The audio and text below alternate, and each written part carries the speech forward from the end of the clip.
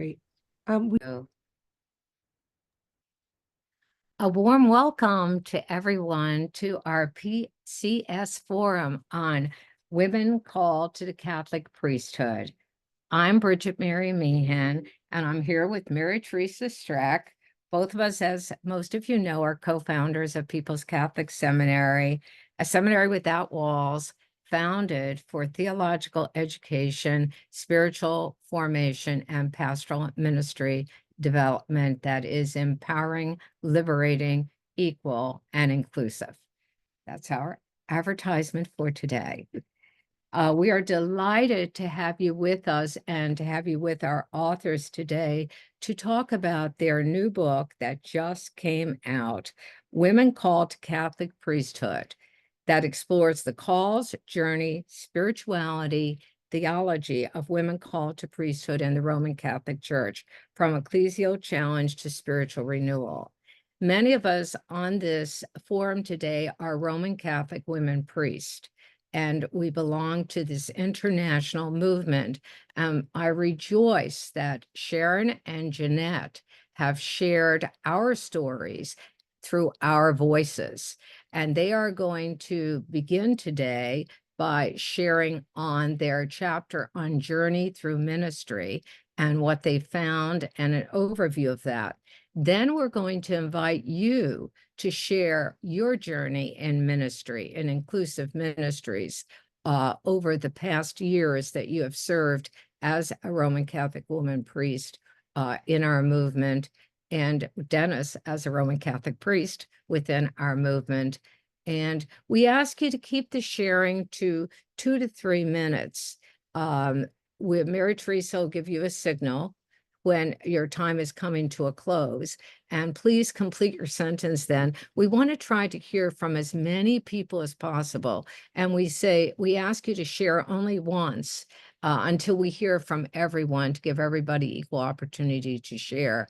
And once again, if you do not want to be on YouTube and in public, because this is going to be publicized for the world to see your stories of ministry, we ask you to remove your video and to make sure you remove your name, so that it will not be publicized if that is your wish. But for everyone on camera, you will be seen and heard as you shared, and we are delighted to have your voices share. And we begin now with a moment of prayer. Let us take a breath and become aware of God's presence within and all around.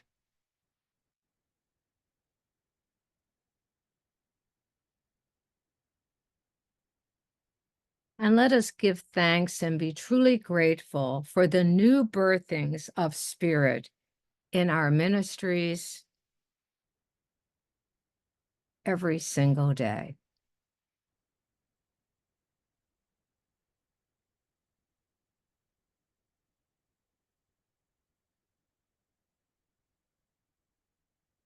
And now it's my great pleasure to introduce Sharon Callahan and Jeanette Rodriguez, both professors from Seattle University, who wrote this fabulous new book that we are promoting, Women Called to Catholic Priesthood. So we turn it over to you now. And we just want to let you know that our translators will be taking a little break further along in our program. So we'll give you a heads up when that comes, but they won't be taking it now. So Sharon and Jeanette, you are on. Thank you, Bridget Mary and Mary Teresa. Well, so first of all, let me just recapture. So last session, we heard the myriad ways that the divine speaks priestly callings. And it was such an honor and very moving, not only to record these experiences, but to hear your own stories last week. And as one of your women priests said, Diane Whelan, she said, I responded one step at a time, and that the path revealed itself as I stepped forward, right? Because up to this point, there is no path, right? We've created the path, right? Trusting in our God and really relying on the kindness of both friends and strangers, right? This chapter talks about the various education, the glass ceiling challenges. We use the metaphor of the labyrinth to describe the in and outs, the twists and turns that happen for many of the women. But ultimately, the bottom line is that the women are doing the work. And so we want to hear about that. We want to hear about you, your journey, and doing the work. All right? Sharon, I'll pass it on to you. So Jeanette and I did not talk about this ahead of time. And in fact, I was thinking we were talking about a different topic. So I'm catching up a little bit. I think because we heard so often, well, my journey's a lot like everybody else's. And then when they started talking, it was nothing like what we had heard before. It was a hard thing to try to frame this chapter because what we really saw was the unique path that each person traveled. And we admit our biases up front because for us, as we started out, we thought, well, what does excommunication have to do with anything? It seems like that's and we call it the concrete wall. There's a book that we refer to that looks at feminist journeys toward new realities through three lenses. One, you just can't get through it at all, concrete wall. Two, the glass ceiling, or I think it's Barbara Brown-Zimmerman talked about the stained glass ceiling. And I subsequently found out that Bridget Mary has a stained glass ceiling mug. I want to know where you got it. I want that mug. And then the third way, and that was for us a deeply spiritual way, and that is the way each person finds one step at a time, and that is the unfolding of the personal story. Now, within those personal stories, tons of things, lots of illness, death, significant obstacles for education. And one of the surprises to both of us, I think, were the number of allies that showed up, the number of bishops who will remain unnamed. We tried not to identify any locations particularly so that bishops and priests who support would be protected, since our interviewees also wanted to protect them. So given that, what was your labyrinthine journey?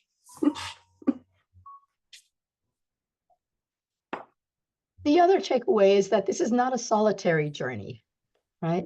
Even though there's this intimacy between ourselves and the divine, that there were allies, right? I keep looking at Paula and Ed because your story was one of my favorite stories, right? To have someone be next to you who trusts that fact that God is speaking to you and for you to just listen, you know? Or someone who says to you, you will be what God has in store for you to be, right? So those kind of affirmations, one-liners, but they helped carry us through to the next step. So Bridget Mary, pass it on to you if you want to raise the facilitation question. So the focus question that we shared with you for our conversation today is, how is your inclusive ministry creating a more loving, just church for everyone? So if you would use the yellow, the hand function, the raise the hand function, and then we'll just, Mary Teresa will call on you and keep track of the time. Again, 2 to 3 minutes. Before you begin, I think Sharon had something else to say. Go ahead, Sharon. I'm sorry, I forgot to say I triple booked myself this morning, and so I really apologize. I'm going to be logging off pretty quickly, and I'm deeply saddened because I wanted to hear their stories. But if I leave, it's not because of anything anybody said. It's because I made a mistake on my calendar. It's okay. And I Okay. have another commitment to run to here at the university as well. So I will be leaving in about 45 minutes. Mhm. Thank you. And it will be recorded for everyone. So, and the recording will be up on the forum for you to revisit. Thank you both, Jeanette and Sharon. We are so, so grateful. Love your book so much. So we will use the raise the hand function, and please, as you're ready to share it, please do that. And Mary Teresa will call on you.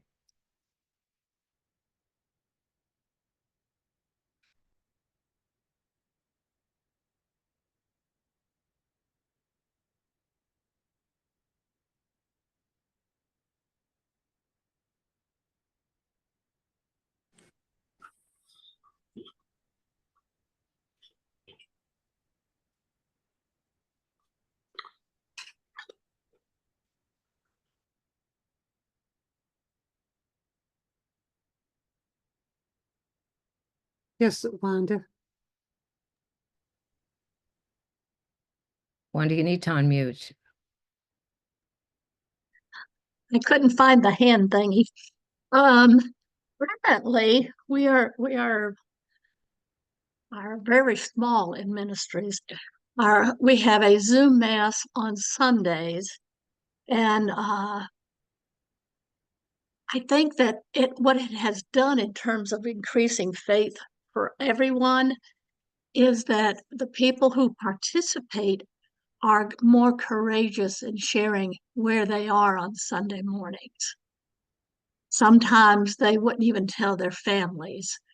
And so by word of mouth, the Roman Catholic women priest movement is being shared, and the faith sharing that goes on in those Zoom meetings just really increases the faith of each person participating, and that's been exciting to watch. And it's been exciting for our faith to feel that it is increasing as well, especially as faith in a movement, because we are frustrated that we're so limited right now.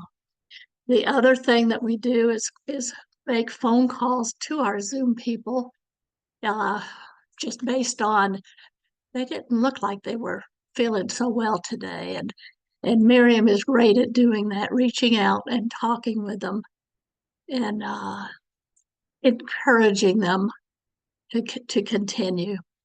Uh, those are our hospital visits and weddings. Again, a witness to the movement, but that we don't have very many of those. Thank you. Thank you so much, Wanda.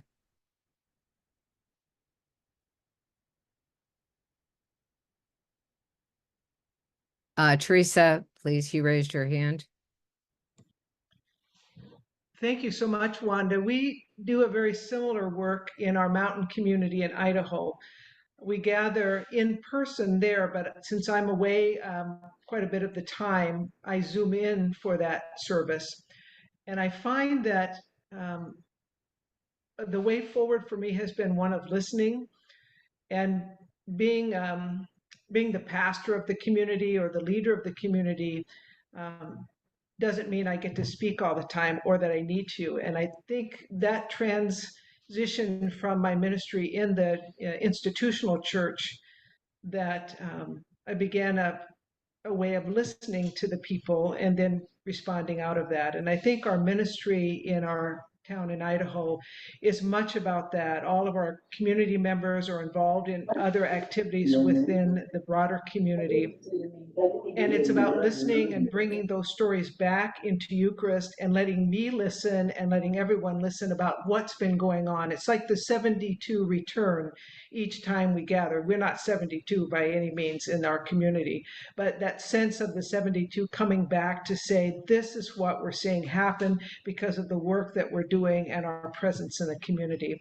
And then I think most specifically for me, when I was in the Idaho community working full time in a school system, was listening to those in the LGBTQ community. I'm a lesbian myself, but listening to kids speak about the pain and the struggle that they had about their own orientation and identity, and and the inability for some to name their specific gender or to live in a binary way.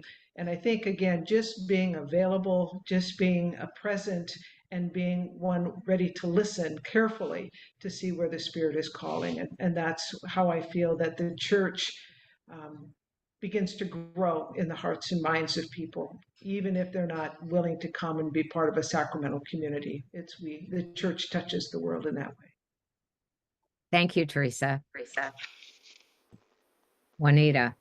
The joy that I have as a priest, almost 17 years, is to be able to celebrate the liturgy and the other sacraments, visiting the hospital, weddings, funerals.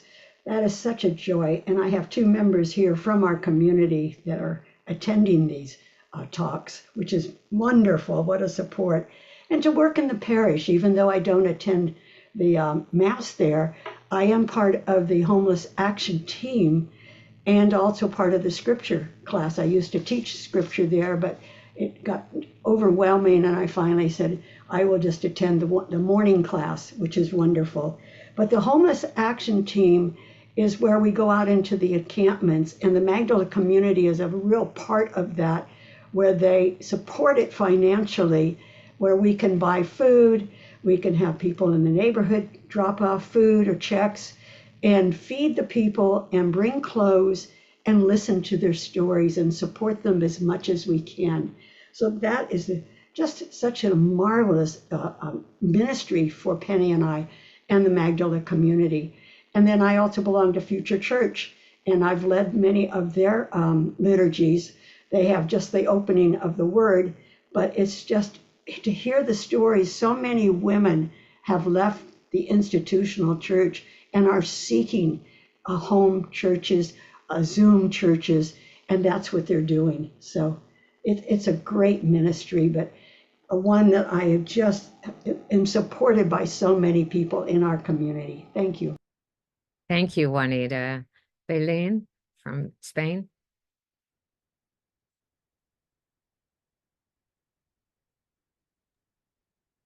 Bueno, hola a todas. Me encanta veros de nuevo. Yo quiero deciros que el tema de la inclusión y el LGTBI ha ido paralelo a mi vida, vosotras y mi hija. Yo me considero una persona bastante liberal y aún así a mi hija le costó decirme que lágrimas que era lesbiana. Yo me asombré porque le dije, pero bueno, ¿qué problema tienes en contarme esto? Y ahí fui consciente de la dificultad que tiene en comunicarlo, ¿no? En hacerlo público, incluso a una persona, a su propia madre, que es bastante liberal en este tema. El tema LGTBI no era un tema recurrente en mi vida. Yo he sido feminista y siempre mis acciones han ido enfocadas a la libertad de las mujeres, al feminismo, ¿no? A crear asociaciones, bueno, toda esta actividad, pero solo enfocado al tema de la mujer. Paralelamente a que mi hija me dijo esto, aparecisteis vosotras en mi vida y apareció de nuevo el tema. Perdonad. Y apareció de nuevo este tema, ¿no? Y paralelamente también le he ido entendiendo y he ido profundizando. Quiero agradeceros por esta parte, ¿no? Por lo que me toca. Mi hija es feliz con su pareja y yo soy feliz de que mi hija sea feliz. Pero yo os pregunto, no sé si a Brigitte, María Teresa o a vosotras con el libro, ¿en qué momento habéis encontrado el paralelismo entre el feminismo y el LGTBI, la igualdad? Gracias. Thank you, Belén. And Katie, I believe you're next. I was ordained in 2010, and I'm a co-founder of ARCWP, and I serve as our archivist since 2011. While living in Florida, I facilitated and presided for a house church one time a month with about 10 members coming regularly. We all recited the words of consecration and homilies were shared. I administered the sacraments for members as this was a senior community, often anointing the sick. In 2021, I returned to Michigan, where I live in a majority Muslim city and minister for the healing of the systemic sin of racism. I hope I can do this. It doesn't look like I can. I attend and minister with the Jesuit parish located in the city of Detroit. It's Justice and Peace Committee. Presently, we're attending a 4-session program, Sacred Conversations on Race and Action.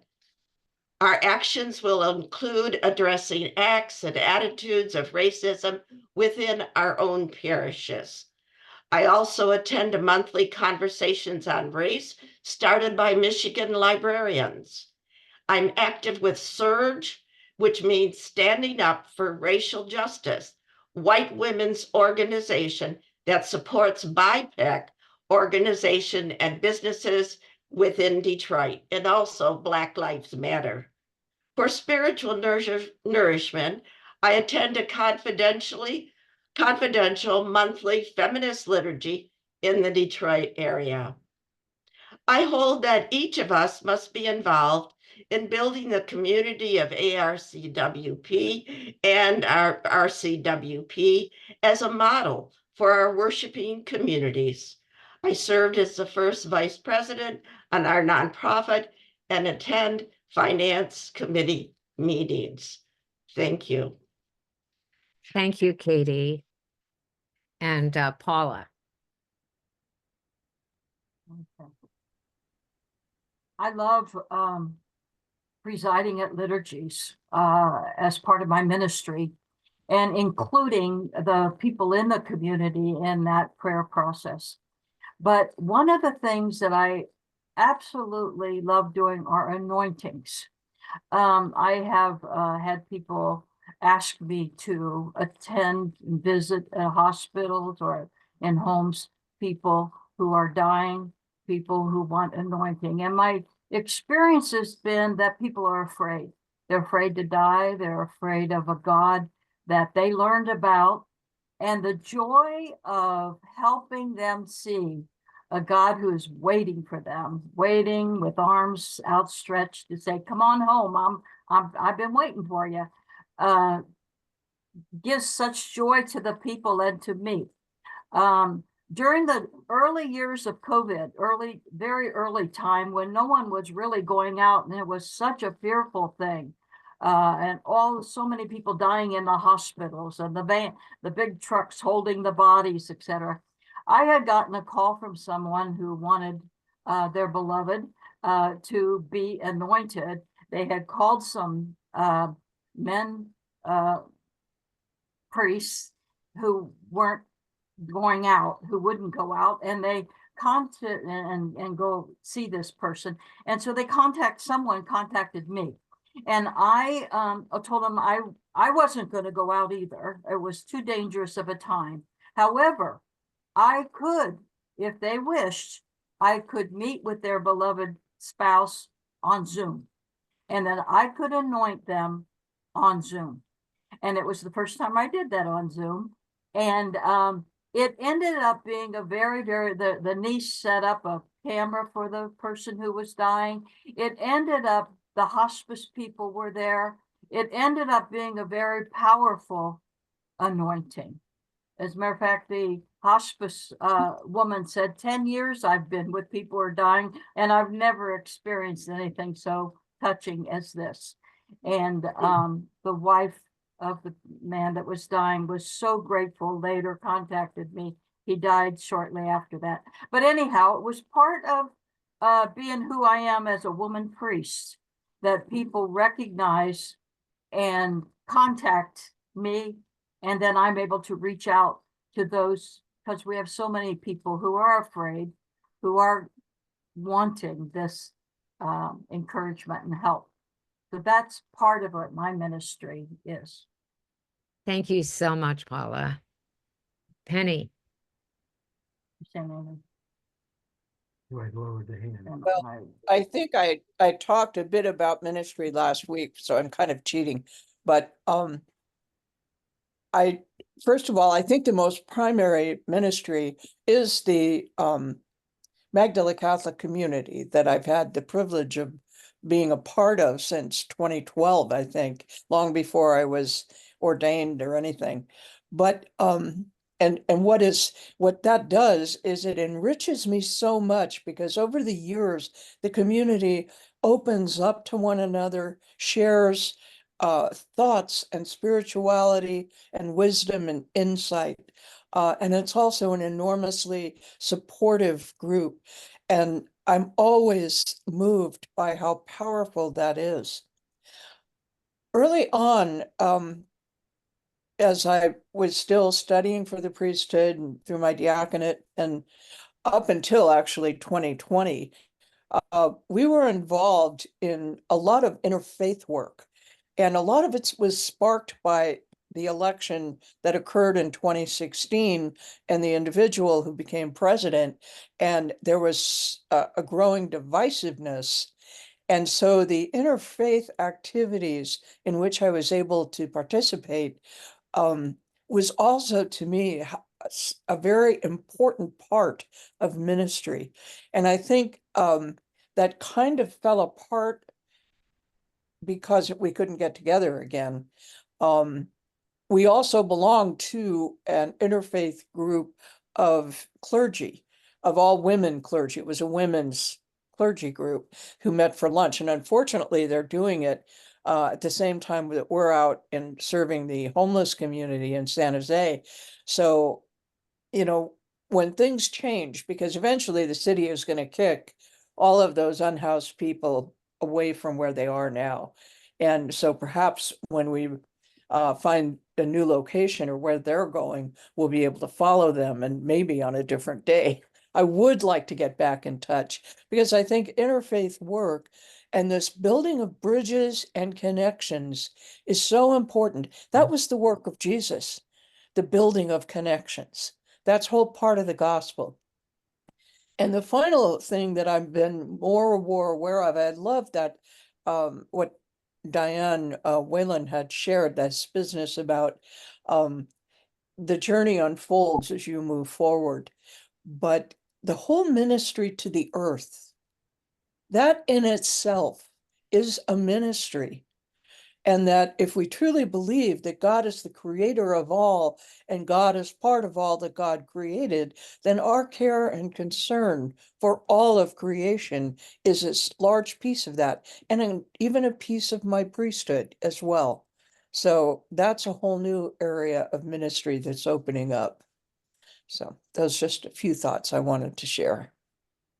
Thank you so much, Penny. Mary Eileen. Yes, thank you. So nice to see everybody here today. I have to respond that this is not for everyone. I mean, we can form communities of thinking, we're forming them, mind you, but we can bring them together, but not everybody will want to accept the invitation. I belong to the community of St. Bridget here in Brecksville, Ohio, and it's a member-led community. It's run by a leadership team, no ordained representatives in that team. Okay, they serve the community. We serve the ordained members serve this community. We were called by them and affirmed by them to serve them.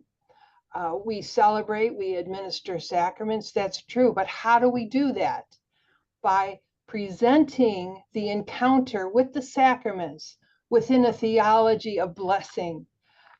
Therefore, we are guiding them along and relinquishing the atonement theology that has been within them in the Catholic experience.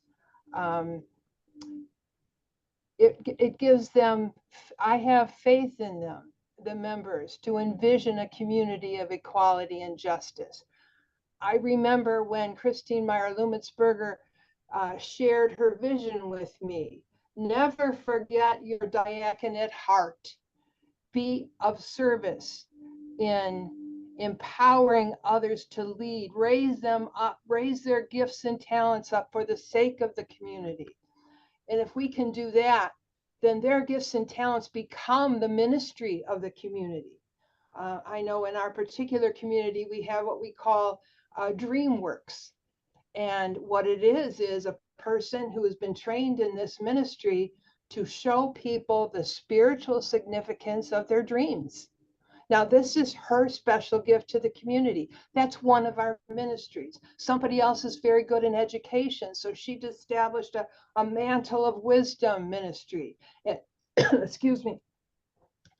She presents every month or so another segment of what people can learn, and she puts it out there. Excuse me.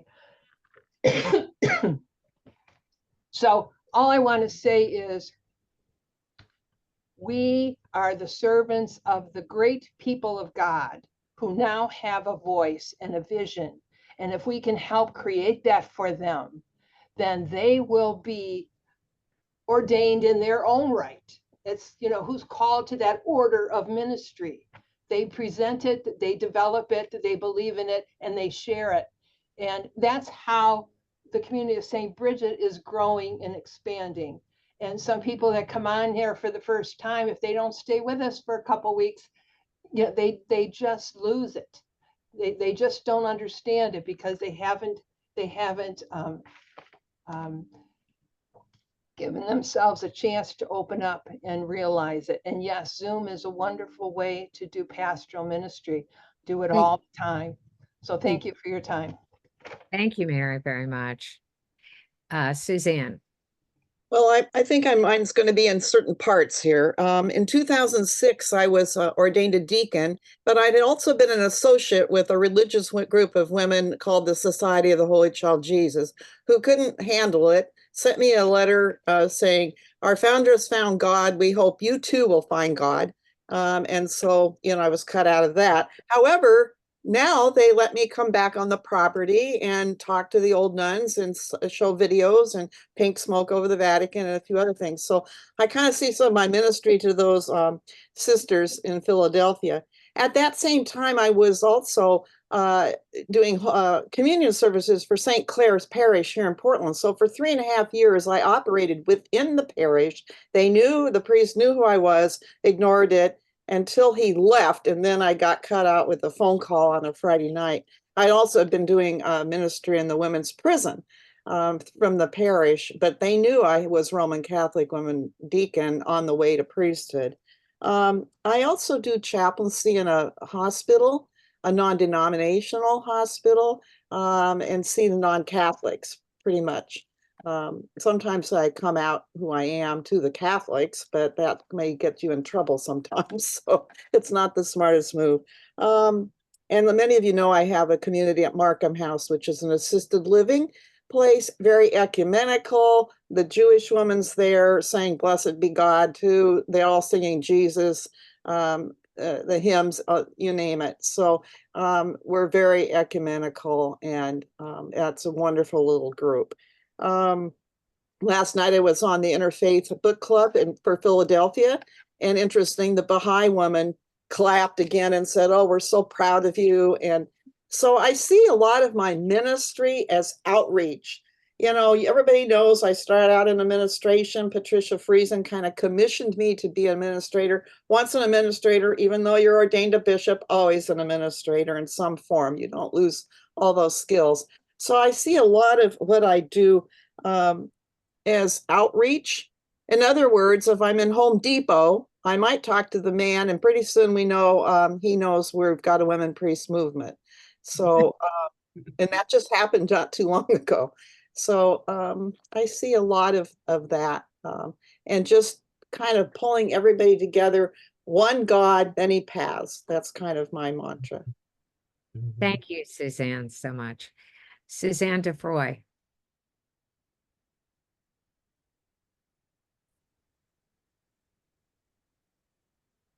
Suzanne, you have to unmute. Hi, everybody. I am from Canada, and I just wanted to share a different perspective. First of all, I'm drawn to the women Catholic priest movement because of the spiritual nourishment. That's top of that. That's very, very important to me. That goes way back to when I was a young girl. I have 2 other support friends, and we were all welcomed to the upper room in Albany, New York. And we have planned liturgies together, a very open and group of people that have welcomed me. I'm probably around 700 miles away. I wanted to talk a little bit about my ministry. It's a little bit different. I've been helping brain injured people and introducing the spiritual dimension to healing. The third thing I wanted to talk about was that I'm really excited about is the model for decision making, the organizational structure that will support the work being done. I participated in many different reflections to create a more loving church, and we're working at being able to provide the words to explain an alternative to the patriarchy. I also wanted to share with everybody that I have a major obstacle. The historical abuse that lingers and overshadows the goodness of everything that I'm doing. The Canadian, there was a CBC News, it's called By Secular Standards, the Catholic Church is a Corrupt Organization by Neil MacDonald. My husband is a retired RCMP. So I've taken vows to be his wife, but I also am called to be involved in this movement. And it's caused a lot of pain, and it takes a lot of courage to continue to walk this path. My diaconate heart, all these interesting things keep coming towards me, even though I have this other major obstacle. And it was interesting. I continue to take theology classes at our local university, and everybody just wanted me to talk about the movement, and they're very, very excited. So it's interesting when you do have people in community that support you to follow your heart, to be able to make a more loving church, a loving, more peaceful world. I feel like I have found my place. But I just want to say that people do, like what others have said, there are obstacles in our path, but we are moving forward. And I say thank you. Thank you, Suzanne. Dottie.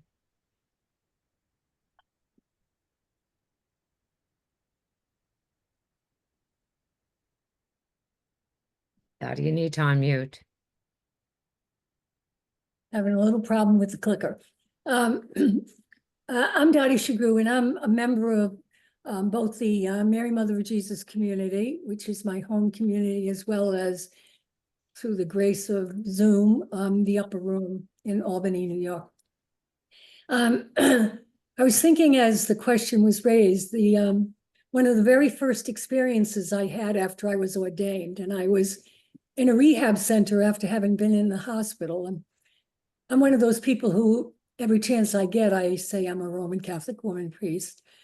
And it opens up doors. It's opened up many doors for people to really talk about their own personal lives. But while I was in this residential program for a short time, there was a nurse who came to my room late at night. I was a late night person, and said to me, she always called me sister.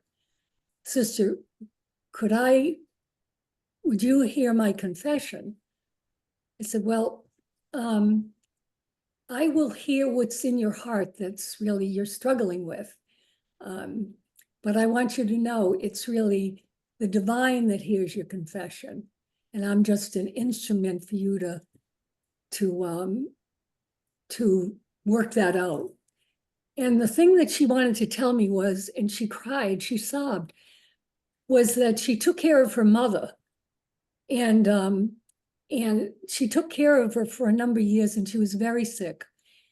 And one night she fell asleep, and that's when her mother died. And she felt so much guilt because she wasn't awake and with her mother, talking to her in those last moments. Now, here's a woman that took care of her mother for years, and she was a Roman Catholic. She had that fear of mortal sin because her idea was she didn't live the ministry. She didn't do what she should have done for her mother in the end.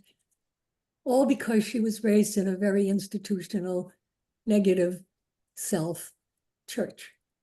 And I had numerous other experiences after those. The things that are most important to me are, yes, the strong support in terms of spiritual life, but I wanted to be a priest for so long that the sacramental life is very, very important to me. So we at Mary Mother of Jesus write our own liturgies. We follow the format, but we write our own prayers. We choose our music. And it's a very personal kind of experience and different for each one of us when our community loves it. So that's enough, I think. Thank you. Thank you, Dottie. Mary Ellen. Hi, sorry to interrupt. We need to have a short break first, if that's okay. A short 10-minute break. Okay, so we'll be back in 10 minutes with interpreting. Thank you all. Thank you. So we'll all take a 10-minute break. See you back in 10 minutes. 10 minutes.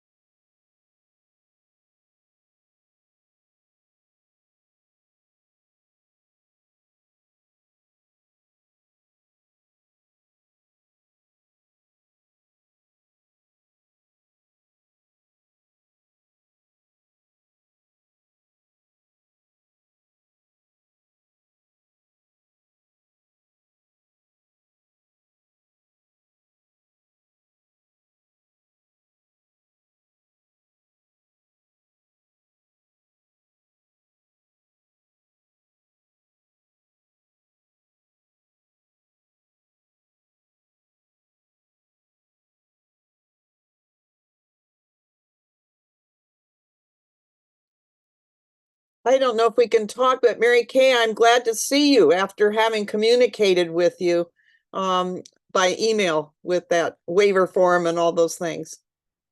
It's good to see your face.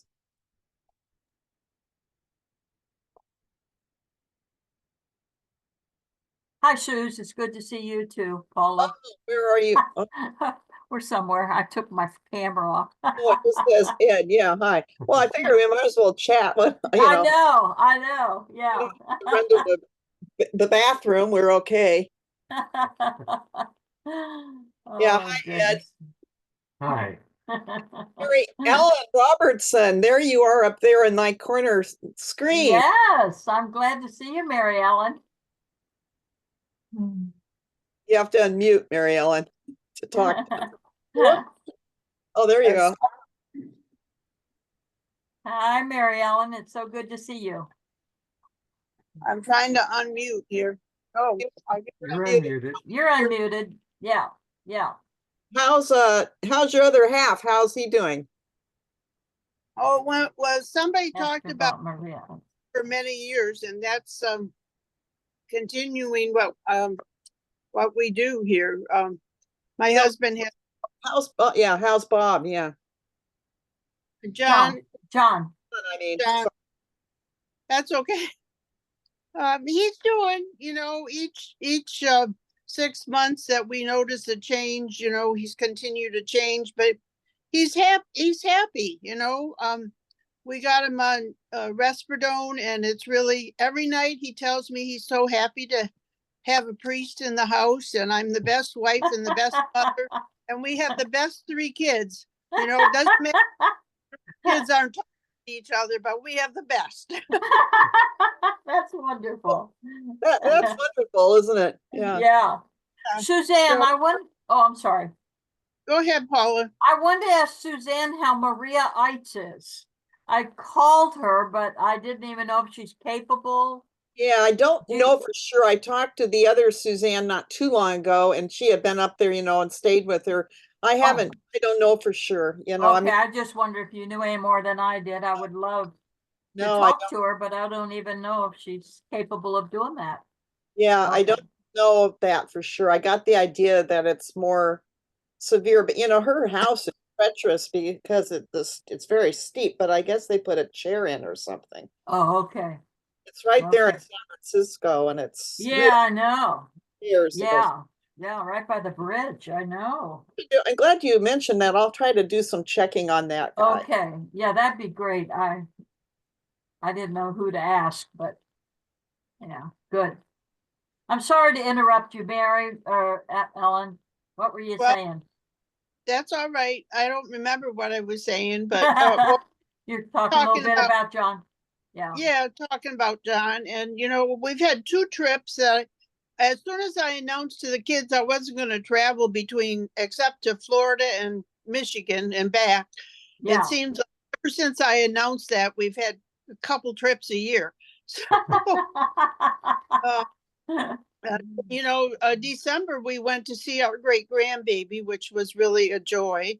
And then we just got back from a 5-day trip to the Nassau, where my brother has a house, and my brother, as John kept saying, this is how the other half lives. Yeah, I think it's probably about 1% of the people that live that way.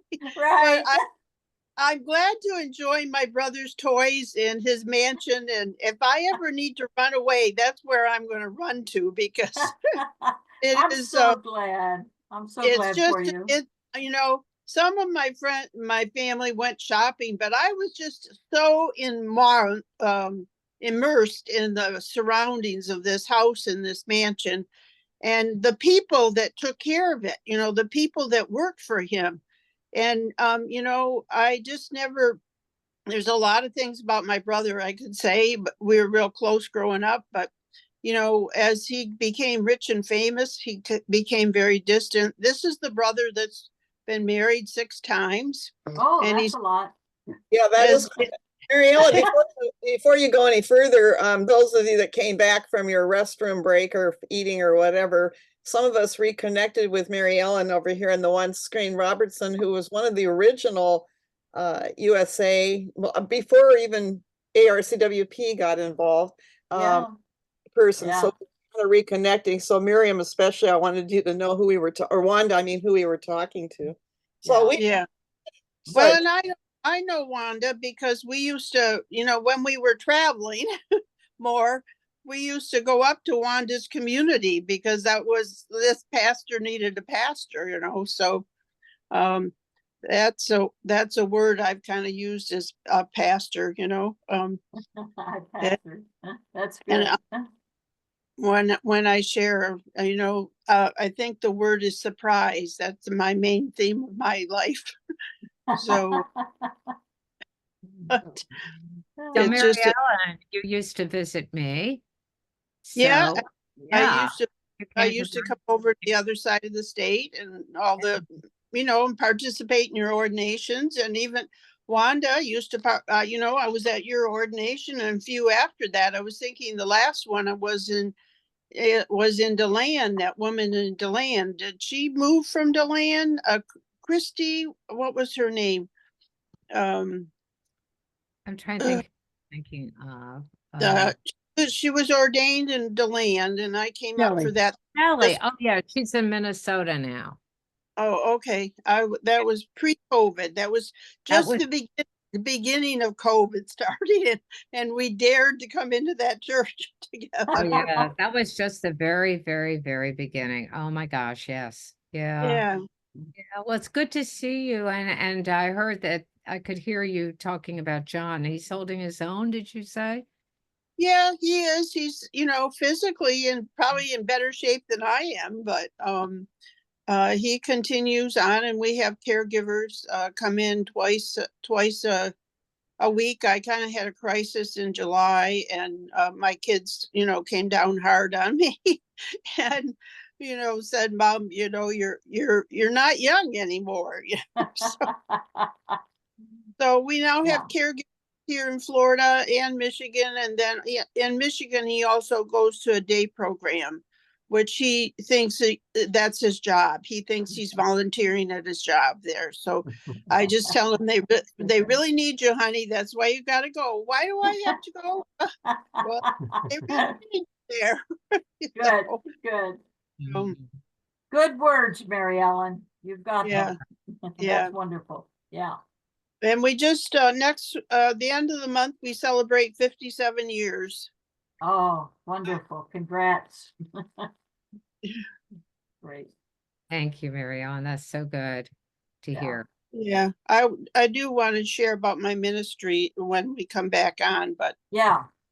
There's translators, I think it's European law probably, but they have to take a break. It's absolutely Oh. a must. Hmm. It's not our choice. It's not, but in order to bring our Spanish sisters in, and also our French member didn't come today, we have to have translation.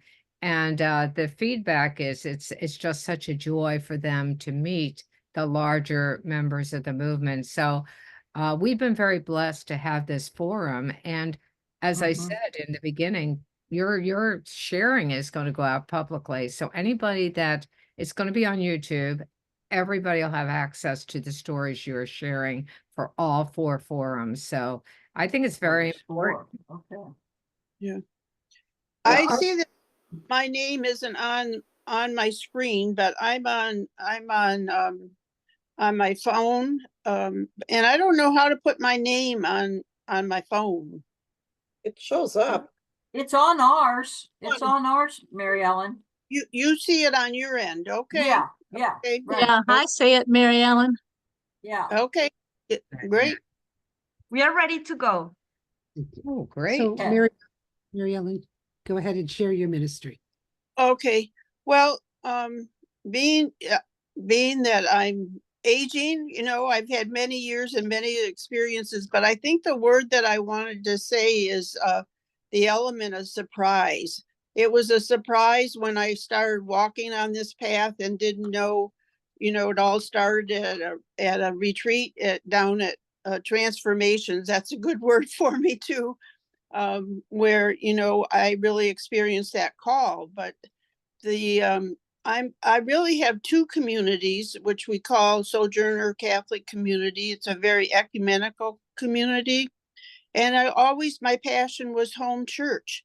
But then God decided in my 80s to surprise me about something else, and so I ended up having a woman last year come who was an active Unity Church pastor, and her friend who was a retired Unity pastor. So we have the Presbyterians and the Unity and the Catholics. I think John and I are the only Catholics in the group, and we continue to have liturgy. And we were doing last year. My friend who I taught her how to have a music ministry, who played the guitar for us. She came and offered her home, so we moved to her home, which was like a little chapel. And but then this year that all changed, and I thought, well, where are we going to go? And here, me, who never wanted to be out in the public forum, I'm now at 81, pastoring a community at the Unity Church, and we have space at the Unity Church. And I thought the name of it is called Unity Spiritual Renewal Center. And I thought, that's everything I am about. It's really is as a spiritual director and as a liturgist, and my gift of creativity just flows with everything. That's why I love doing weddings, because every wedding's different. I just love having the opportunity to do weddings the way people want their weddings done, not by some simple format. So I really enjoyed that. It's really about the power of presence for me wherever I am, whether I'm in Michigan or in Florida. And even if people don't agree with what I'm doing, they still look at me as the pastor. They're still running to me and asking me weird Bible questions that I usually can't answer. I have to go back to the internet and look some of it up, But, so even what I call the Catholic police, who do not agree with what I do, they still turn to me as a, a pastor, I guess. That's the word I like, that wherever I am the pastor of the people. And so here I am at 81, starting a new adventure. So God's you. always sending a surprise. Thank you, Mary Ellen. I was wondering if Maria Teresa would just share, she's a candidate on the way to being ordained a deacon, would share a little bit about what her hopes are for ministry, or what her ministry is, Maria Teresa from Spain. She's with us today.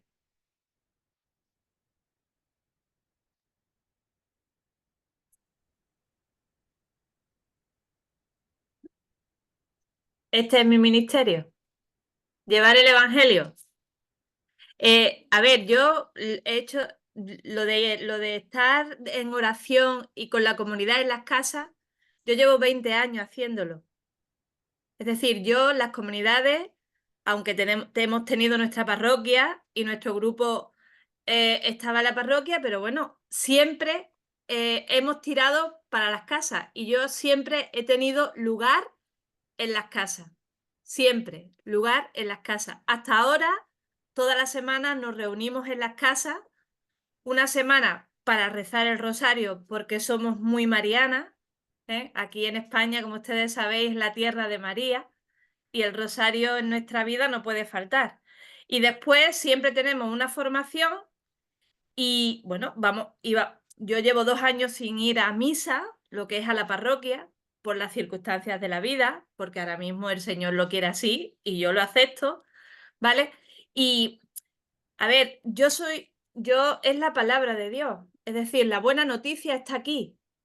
Entonces eso es lo que transmitimos en la comunidad, en los que nos reunimos. Por ejemplo, en la peregrinación que nosotros hacemos todos los años a Fátima, van 120 personas, pero 120 personas de toda clase, con fe, sin fe, en búsqueda, en camino, y nosotros lo único que le decimos es lo que yo mismo me digo a mí.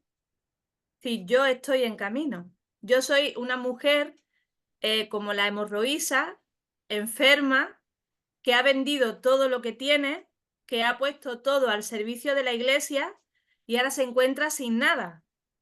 Se encuentra sin nada. Sola, abandonada, bueno, sin nada. Es decir, el pastor, en vez de cogerme en los hombros, lo que ha hecho es, a lo mejor sería porque pesó mucho, me ha tirado por el barranco. Entonces no quiero que nadie se sienta así. Entonces la comunidad lo que hace es intentar llevar esa misericordia, que ahora mismo lo tengo que hacer en base a lo que hemos hecho siempre, que es reunirnos, la palabra, el rosario, después siempre decir que las cosas no pueden quedar en casa, tienen que salir en nuestro trabajo, con nuestros amigos, en nuestro ambiente. Eso es lo que solemos hacer con el grupo. Y como decía una de las hermanas nuestras, con el canto. Yo soy mi amante de cantar y de tocar y de evangelizar con el canto. Y bueno, con muchas ganas de que llegue octubre, para dar ese paso que me habéis dado la oportunidad en la comunidad, que me habéis dado la oportunidad de poder hacerlo, ¿vale? Con la ayuda de Dios y con la ayuda de la Virgen, pues adelante. Y cuando ya, si Dios quiere, que no sé cuándo Dios querrá, cuando sea presbítera, pues haré los servicios que mediante usted me permitís a mí como presbítera, pues intentaré buscar a las almas como Cristo me busca a mí todos los días. Esa es la cuestión. Y que me alegro de conoceros, aunque sea por aquí por la pantalla. Gracias. Thank you. Thank you, Maria Teresa. I know that others here have not had the opportunity yet to share, and I want to open up to anybody who has not shared yet that would like to share your story of the blessings of your ministry in our movement.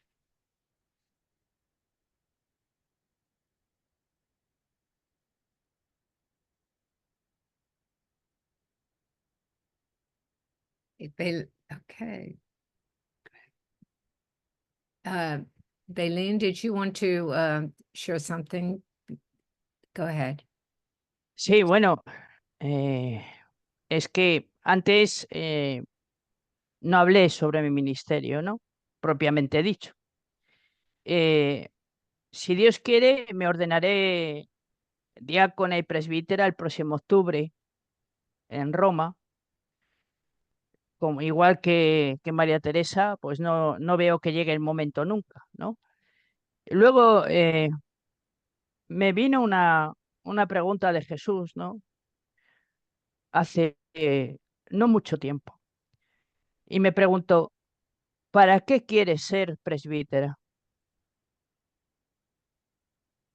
Yo estuve dando muchas vueltas y realmente mi vocación, ¿para qué quería yo ser presbítera? ¿Qué iba a cambiar en mi vida? Y al final no es que va a cambiar en mi vida, que también, sino gracias a ese ministerio, ¿qué puedo yo también hacer para cambiar la vida de los demás? Y como siempre, pues Jesús me contesta a través de los demás, ¿no? Yo creo que como a todas.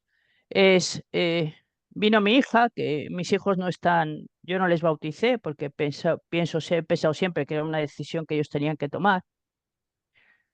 Y un día vino mi hija y me dijo, mamá, si te haces alguna vez sacerdote, me dijo, y yo la presbítera, Alma, presbítera, digo, presbítera, mamá, yo quiero bautizarme y quiero que nos cases a mi compañera y a mí. Yo lloré, ¿vale? Jamás se me va a olvidar ese momento. Y en ese momento, vale, le dije a Jesús, para esto quiero ser presbítera, para acercar a la gente a ti, para que entiendan que tú, aparte de existir, amas incondicionalmente, independientemente de todo, de cualquier cosa, y ser una vía para que esas personas puedan entender que la iglesia es una comunidad viviente, que todos formamos parte de esa iglesia y las personas LGTBI y los pobres y los marginados y todo el mundo forma parte de esa iglesia si quiere. Y esa es la respuesta que yo le di a Jesús. Espero que esté contento. Gracias. Thank you, Belén.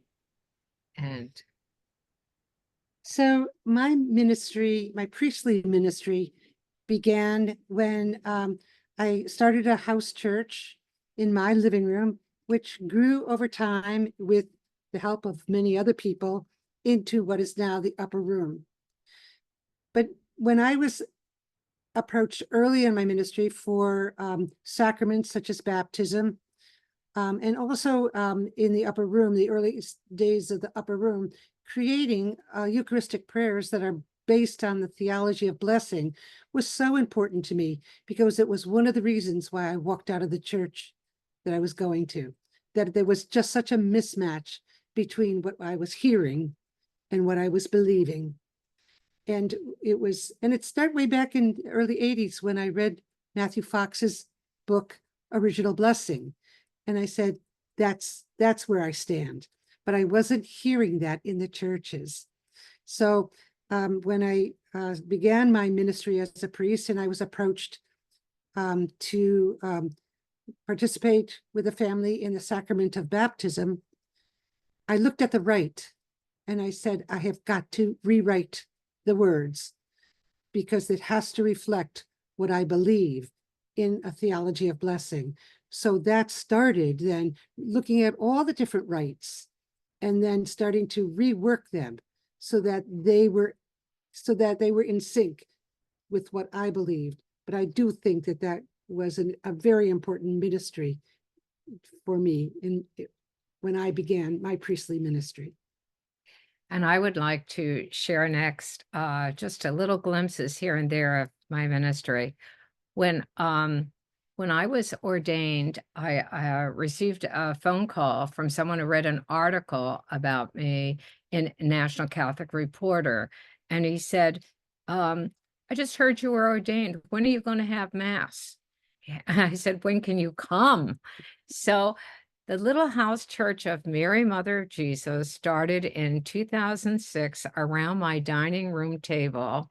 and there was 6 of us gathered there with my dad was at the table too. It was right before Christmas. And we started to meet in January. So I said, well, what would you like? How would you like to celebrate? They said, we want to celebrate every Saturday. So my dad played saxophone. He was a music minister. And I said, do you want me to wear vestments or not? They said, we want you to wear everything. So I wrote, I wore the alb and the chasuble and the stole. And we celebrated a very, beautiful liturgy. But just a couple of people. And then someone said, why didn't you put a little ad in the paper, free paper about, that everybody's welcome to come to liturgy here. It's an inclusive Catholic Mass. So I said, sure. So I put it in. So the local bishop got wind of it, and he put a big article in the paper telling the people not to dare to come to my Mass because it was not a real Mass. Well, I wrote another article in response to him. ABC News showed up and interviewed. So they were there for a Mass with around my little living room. It's still you can find it on the web. And they interviewed one of our members, Jack Duffy, and he was talking about his parking lot ministry, controlling the cars that were parking, in our street. And it was getting to be a problem. So many people were coming. Well, because after the bishop did this, everybody wanted to come to my little house church. We had to move and start a bigger and actually rent space in a large church. And then we had all these ordinations, and the bishop threatened excommunication. So when he threatened excommunication, with Katie will remember this, it was around her and Dina's time of being ordained. Our church, a huge UCC church, was packed with people. People call saying, I want to come and be part of history. So I think our local bishop learned that, the more he opposed, the more we grew. And that was Mary, Mother of Jesus. That was the beginning of my story. The joy of my life is pastoral ministry, baptizing people's grandchildren on the lanais here in our little mobile homes, doing weddings on the beaches here. There are no limits for us. We can just minister and be Christ and bring that love to whomever and know that we're one community and one partnership. And now we have all these women priests in all these communities, and Mary, Mother of Jesus co-partners with the people. They co-preside. They say the Eucharistic prayer. We all celebrate the liturgy like Mary, Eileen, and Katie were saying. So enough about me and my ministry, but I just wanted to put that little bit in there for you. So, okay, anyone else who has not shared yet that wants to share before we do seconds? Maria Teresa. Okay, Maria Teresa has something else to say. So, okay, great. Maria Teresa. Un segundo nada más, ¿vale? También se me ha olvidado deciros que, a ver, los grupos que tenemos en las casas son de personas que van a la Eucaristía todos los días aquí a la parroquia. Claro, yo sé que cuando esto se sepa, ¿vale? Pues habrá mucha gente que dejará de venir a lo que nosotros estamos haciendo, porque es verdad que aquí lo que diga un sacerdote o diga el obispo va a misa, ¿vale? Entonces, si Dios quiere, y esto lo he hablado con Cristina, ¿vale? Si Dios quiere, el mes que viene, sobre el día 21 o el día 20 de mayo, hemos decidido unas 7 o 8 personas empezar a caminar como, es decir, queremos pertenecer a la asociación, ¿vale? Y empezar este camino, ¿vale? De mi diaconado y después de mi presbiterio, ya con la comunidad formada, ¿vale? Ya a partir de ahí nos pondremos de acuerdo en cómo queremos que camine la comunidad y qué quiere hacer la comunidad. Es verdad que más adelante nos daremos a conocer, no así a platillo, pero sí es verdad que yo haré todo lo posible porque os conozcan, aunque me corten la cabeza, ¿vale? Y yo sé que las personas que van a empezar a caminar en esta comunidad, sé que también están por la labor de que conozca, por ejemplo, de que se conozca aquí en España que hay mujeres que son presbíteras, ¿vale? Y también que hay mujeres y hombres que quieren luchar por una cosa que se llama igualdad, que ya Yo a veces me parece un poco absurdo que luchemos cuando el Señor nos ha hecho iguales a todos. ¿Vale? Así que sí os pediría que rezarais por esta comunidad que comienza dentro de un mes, ¿vale? Como comunidad que quiere unirse a este camino que todas vosotras tenéis, ¿vale? Que lo tengáis presente, porque es muy difícil. Yo sé que para vosotros es muy difícil, para mí lo va a ser mucho, porque ya os digo, yo soy una persona que he estado muy unida a la iglesia, mucho, mucho, mucho, no os podéis imaginar cuánto, toda mi vida. Y bueno, entiendo que yo creo que siempre lo difícil, Dios lo hace fácil, porque quien está conmigo no está contra mí. Y yo, como no estoy contra Jesús, creo que valdrá la pena hacer este camino con vosotros. Mando un beso. Thank you. Thank you, Maria Teresa. We are with you. Okay, Dennis, you're up next. Yes, thank you. Wanted to wait till the end so women would be able to voice their experience. If I didn't get a chance, that would be fine. As I was listening to everyone, it really made me think about the fact that all of us were living our priestly ministry long before we got ordained. We just weren't allowed to be recognized for that. And I'm very thankful to Mary Teresa, especially, who 6 months into the beginning of the upper room asked me if I ever wanted to be ordained. And I told her since the age of 8, I had wanted to be ordained. And I said, but I'm a married man and church won't do that. And she said, well, we will. Oh, my appreciation. In terms of my ministry, since being ordained, two things. One is in terms of the sacramental life of the church. It has been a real blessing for me in terms of being able to offer sacraments to many people, but especially my family members. The sacrament of anointing, I was able to anoint my mom before she passed. I was able to anoint my brother before he passed away. And then I was able to anoint other people who families called me to come and anoint. And one of the things I always did in those moments was to have the family do the anointing along with me. I had no magic powers. I had nothing special.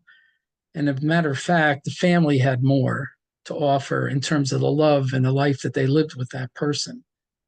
So they said the prayers along with me as we all anointed with oil. Person went.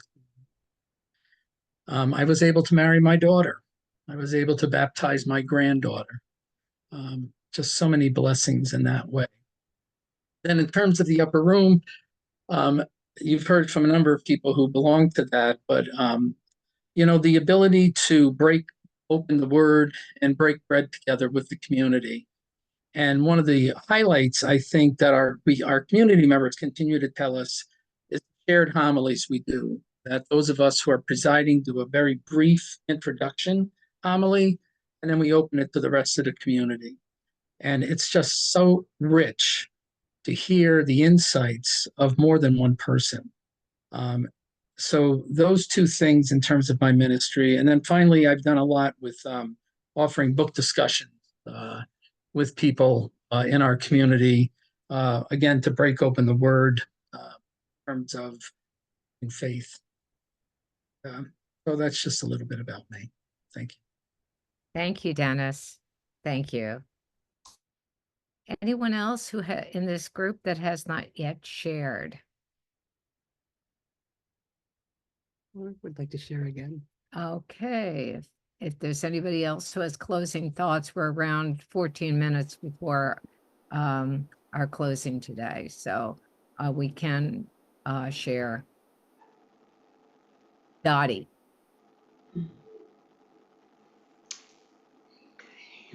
I just wanted to share a little bit more. It was important for me to focus on that sacrament of reconciliation with this woman and how happy she was afterwards. But I've had the privilege of doing lots of baptisms and marriages. I worked in a hospital. I didn't actually work there. I was a volunteer. I was the chaplain. Many of the male priests wouldn't wouldn't come out in the middle of the night to do the sacrament of anointing. And I'd go out anytime because it was so important to me, that sacramental life. So I think that the blessings keep coming and new things keep presenting themselves. And that's part of what's so exciting. Thanks. Thank you, Dottie. Juanita. One of the things I forgot to mention is Suzanne Teal and I have been out handing out information about who we are to everybody, going to conferences, standing out at LA Congress where there's 40,000 people attending. And at the beginning of that, when we did that years ago, when we started, we were just so many people yelling at us that this will never happen, this will never happen. Yet we held our banner in silence, ordained women, and we, you know, everywhere I go, I carry business cards, I carry the booklet that we have. I'm at the Villa Maria, you know, giving out our booklet and business cards there, just because people say we never knew you existed. We've never heard about women priests. And I think it's important to get that information out, even to libraries, and, you know, put up a thing at grocery stores, or, you know, your dry cleaner, or wherever you go. Just let them know we exist. Thank you, Juanita. Suzanne. Really quick. I'm also involved with hospice. And I was told by the manager of hospice, she opened up her hands and she just loves me to bits. But she said that she cannot tell anybody that I am an ordained deacon of the Association of Roman Catholic Women Priests. She said you would not be allowed in here. So I'm just wanting to all the stories that I heard today are so rich, but I also wanted to put another side to the story about the obstacles we face to walk on our path of truth. And all I can say is I'm looking at Mary T and Bridget Mary and Dennis and Juanita and Dottie and all the other people. And all I can say is the gratitude that I feel for you has helped me continue to walk with courage. It's very emotional. Thank you, Suzanne.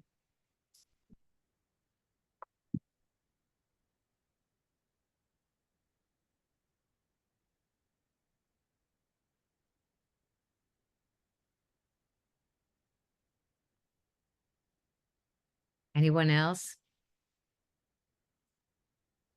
I didn't raise my hand, but I wanted to echo, Juanita, what you're saying. And the other Suzanne, I hear you. I mean, it could have been more painful when I was an associate and very active, and to be cut off, you know, it is very painful when things like that happen. It wasn't a job, but on the other hand, a whole nother life kind of emerges that you don't have any idea what it's really going to be like. So you just have to have some faith that there'll be some great things that will take its place. And, you know, eventually some of those people, I talk again about this group of nuns, you know, changed. I mean, now they're welcoming and they're wanting to hear more about the movement. You know, one will call, oh, the bishop's here, you know, kind of thing. So you're very surprised how sometimes people do sort of change. But I echo what you say, Juanita. You know, you and I have talked for ages about what can we do to get the other 294 members to do more outreach and let people know exist. Because that man in Home Depot was glad to hear about us. But I took out my card and said, go to the website. There's a little more info there. And it's so easy to do. You don't have to, you know, you just start talking to people and you tell them who you are. It's a very easy thing to do. But people over and over, many, many more people are positive than negative. I think we've thousands of people, Juanita, you know. Amen. Thank you, Suzanne. Dennis. Word out. Get the word out. Amen. Yeah, I just want to also echo that, you know, it happens in on most, not necessarily unusual places, but places you weren't expecting it. So last week I was at a memorial service for a colleague that had worked with me at the College of St. Rose who passed away suddenly. And he was the community service director. So we had a memorial service at the college for him. And over 100 people showed up, and probably the majority of those were students whose lives he touched. And so I'm chatting with a student. She goes, "So what are you doing in retirement?" I said, "Well, I got ordained as a Roman Catholic woman priest." "Oh, what's that? What's that?" "Well, I think we're going to see her on Zoom on Sunday." And then one of the faculty members of the religious studies department, said, "How's your ministry going?" I said, "Oh, it's going great." She goes, "I can't go to the Catholic Church. My son gets mad at me if I go to the Catholic Church, but I think I want to check you out. So please send me the information." And I think we'll see Laura as well. So it's just, these little sidebar conversations sometimes that really make a difference in terms of just sharing who you are and what you're doing in your life. Thank you, Dennis. Teresa. A couple of times while I've been a Roman Catholic woman priest, I've had the fortune to find an institutional Catholic priest that's willing to get outside the box. And so one of those events happened at St. Leo's in Tacoma one year, a few years ago, when a friend of mine passed away who had been a member of that community. And a priest that I worked with formerly in the Seattle Archdiocese had left the priesthood and became a UCC priest. And then there was me. And then there was Father Steve, a Jesuit. And the three of us, we got together and we created this beautiful liturgy and did it at St. Leo's Church in a funeral. And we did everything together. And it was the most glorious thing. And the Catholics that came and were present there, when they came forward for communion, and Gary, an ex-priest, and myself were the ones giving out communion, were just weeping. And they couldn't believe that they were able to be a part of this. And then there was another time with the funeral of a friend in our mountain community where a visiting priest, a good friend of mine, was in. He said, "Let's just do it together, Teresa." Did it out at the cemetery. We did this beautiful memorial service there. So I encourage you, if you have those priests in your life, do something with them and watch what it does to the Catholic people who are just mostly beside themselves in joy that they are finally seeing what they've longed to see. And it won't be very frequent, but geez, if you find them, do it and just celebrate the moment. Thank you, Teresa. Yeah, I just want to also hold up Father Roy, and some of the priests who have walked with us. Father Roy was thrown out of his order, Maryknoll, for his prophetic stance of attending Janice Severejewczynska's ordination, preaching at that liturgy, and it changed everything. But it also was the first major public challenge to the bishops to say, "I'm willing to lay down my life for the equality of women in ministry and ordained ministry in our church as a justice issue." So he was one. And recently, one of our priests celebrated a mass at St. Clare's Monastery in Assisi with a priest, an active priest from her diocese. And now that community has invited her to minister to them in a Catholic community in Illinois. So things are beginning to change. There are priests who are willing to take the chance. And when I ordained Martha DeSoto in Colombia, we had a priest, a Jesuit, was with me at that altar in Colombia. So there are priests who are willing to stand up and be one with us as a justice issue, and we're grateful for them.